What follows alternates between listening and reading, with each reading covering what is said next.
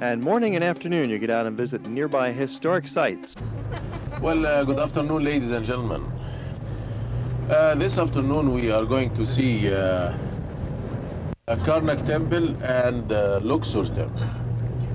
The Karnak is considered as one of the greatest religious buildings ever built in the history of the mankind. And it's also the biggest in Egypt, for sure. Karnak is the greatest religious complex ever built in Egypt. This is not one temple, it's a number of temples. These temples were dedicated to some god. That god was one of the greatest universal gods during the ancient times. The name of that god was Amun, A-M-U-N, Ra, R-A-A. That was the name of the god worshipped here in this part of Egypt and in these temples. The temples where we are now, known as Karnak, were built over a period of 2,000 years. 2,000 years, one king after the other was adding and building around this area over an area covers about 200 acres of land.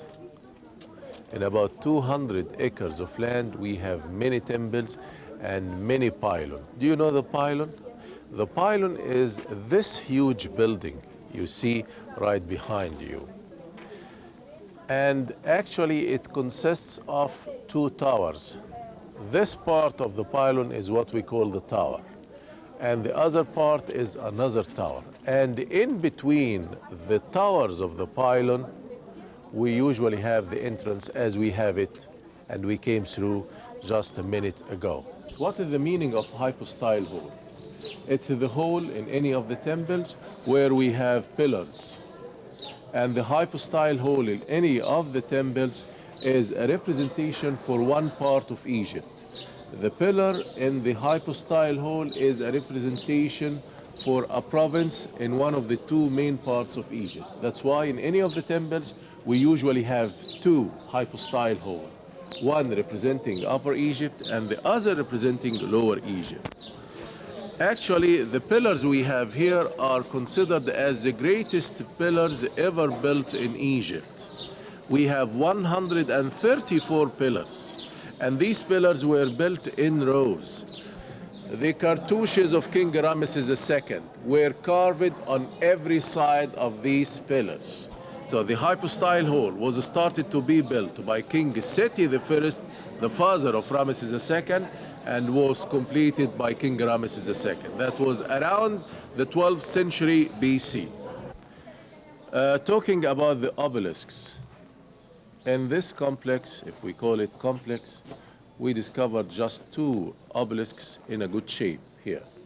One for King Thutmose and the other for Queen Hatshepsut. Queen Hatshepsut is one of a very few ladies ruled Egypt as a pharaoh. After her death, King Thutmose III ascended to the throne and decided to destroy everything belongs to her and depicting her names. He already destroyed one of the two obelisks she erected here in the Karnak.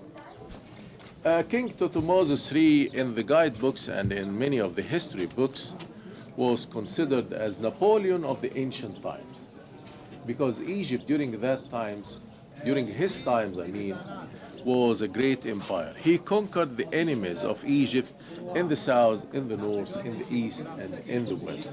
Everywhere he conquered the enemies, and he established his empire.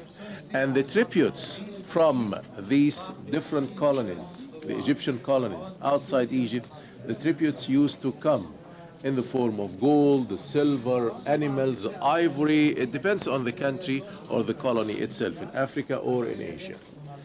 King Thutmose was trying to show the future generation how great he was and his great achievements, how many prisoners of war he got, how many cities he conquered. And that's why we have a big number of figures or busts of figures for many of the prisoners of war came from these city-states, as you can see here. And the one in the top has the arms tied like this. This is a way to tie the arms of the prisoners of war. And in the same time, according to the documents, Tutmosis had over 14 military campaigns against the enemies of Egypt everywhere. And this is the evidence. Okay? Can we go this way, please?